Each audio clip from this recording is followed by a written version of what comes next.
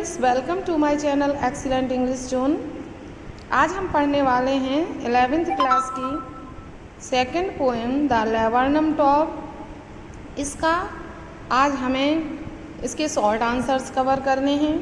तो let's start the short answers of the poem. तो हम NCERT based short answer cover करेंगे, जिसमें थिंक इट अबाउट का फर्स्ट क्वेश्चन है, what do you notice about the beginning and the end of the poem.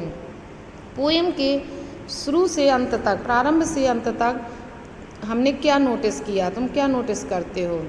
तो answer है हमारा at the beginning and the end of the poem. प्रारंभ से poem के अंत तक the laburnum tree was standing still and silent. Laburnum tree जो है वह शांत और गंभीर था। जस्ट लाइक डेथ, लाइक बिल्कुल मृत्यु की तरह, जैसे वो मर गया हो, इस तरह से उसकी सिचुएशन थी। तो ये हमारा क्वेश्चन होता है। नेक्स्ट क्वेश्चन है हमारा, to what is the birds movement compare. पक्षी की जो तुलना है किससे की गई है। What is the basis for the comparison, इस तुलना का क्या आधार है। तो ये क्वेश्चन हो गया हमारा। अब आंसर होगा, to goldfinch movement is compared to that of the lizard. Goldfinch की जो मूवमेंट है, गति है, उसकी तुलना लिजार्ड से की गई है, छिपकली से की गई है।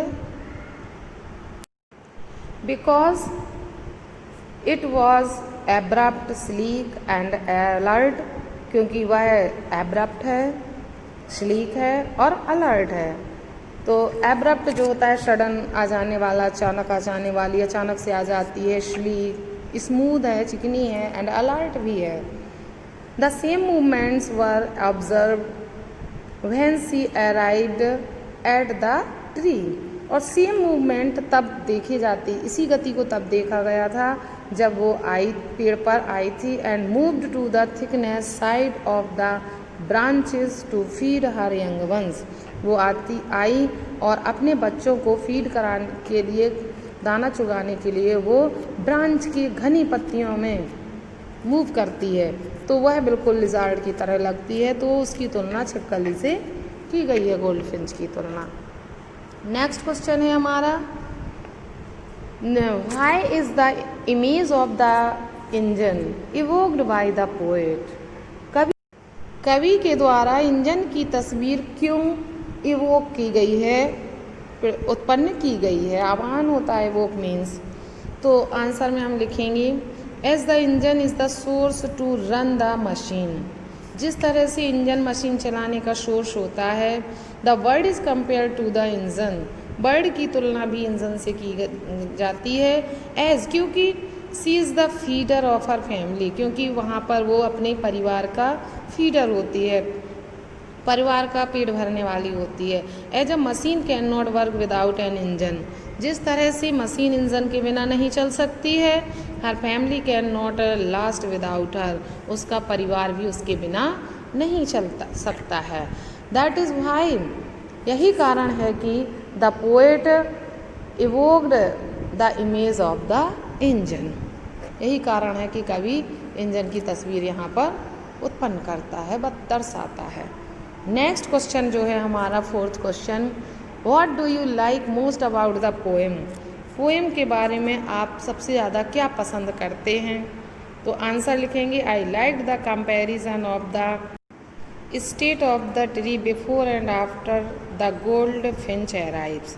गोल्ड फिंच के आने के पहले और आने के बाद की जो स्टेट की कंपैरिजन है, स्थिति की तुलना है, मैं उसे बहुत पसंद करता हूँ। And it makes the death like tree alive. यह जो गति है, यह मृत्यु से के समान पड़े हुए पेड़ में हलचल पैदा कर देता है, उसे जीवित कर देता है। इसके बाद हमारा जो फिफ्थ क्वेश्चन है, what does the phrase her beard face identity mask mean. Her beard face identity mask का, इस फ्रेज का क्या अर्थ है। तो हम लिखेंगे आंसर में, the phrase her beard face identity mask means that her beard face identity mask का अर्थ है कि the birds face became her identity, पक्षी का जो चेहरा है वह उसकी पहचान है। एंड सिंबल ऑफ रिकॉग्निशन, उसके पहचान का प्रतीक है। तो ये हमारे क्वेश्चन कंप्लीट होते हैं थिंक इट आउट वाला। तो अब हम इसके अलावा नेक्स्ट अदर क्वेश्चंस भी कंप्लीट कर लेते हैं इसमें। तो नेक्स्ट क्वेश्चन मैं यहाँ पर राइट करवाऊँगी, how does the poet describe the laburnum tree. Poet laburnum tree को कैसे डिस्क्राइब करता है? इसका आंसर हम लिखेंगे, the laburnum tree is silent and quiet. Laburnum tree silent और क्वाइट है, शांत है।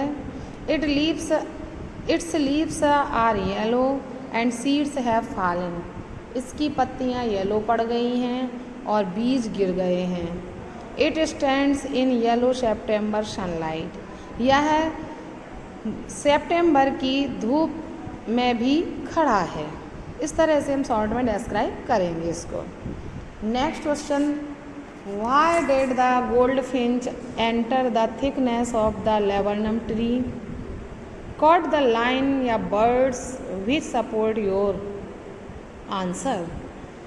तो क्वेश्चन का मतलब है कि गोल्डफिंच लैवर्नम ट्री की घनी शाखाओं में क्यों प्रवेश करती है, क्यों उसने प्रवेश किया, उस लाइन को बताओ जो इस सेंटेंस को सपोर्ट करती है।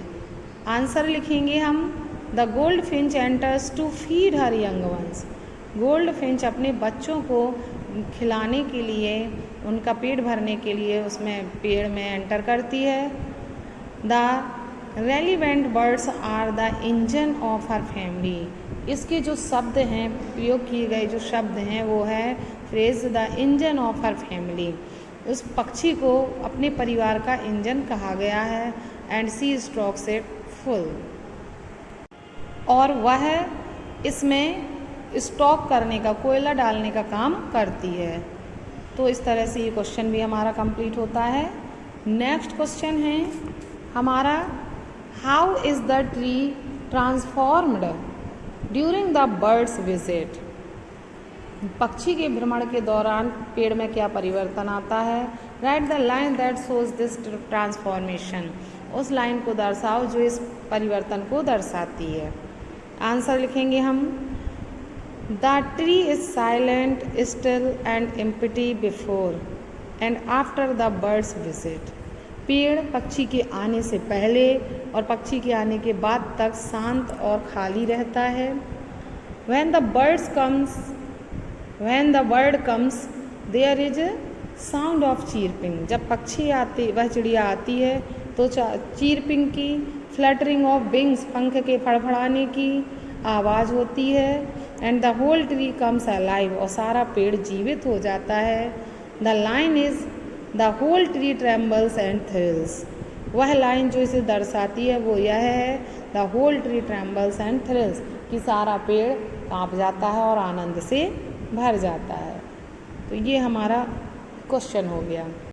तो इस तरह से हमने इस वीडियो में जो इस पोएम के मोस्ट इम्पॉर्टेंट शॉर्ट आंसर्स थे जो इसमें बनते हैं वो सारे कवर कर लिए हैं, और आपको इतने ही काफ़ी हैं। इसमें सारा जो पोएम की थीम है वो पूरी थीम कवर होती है।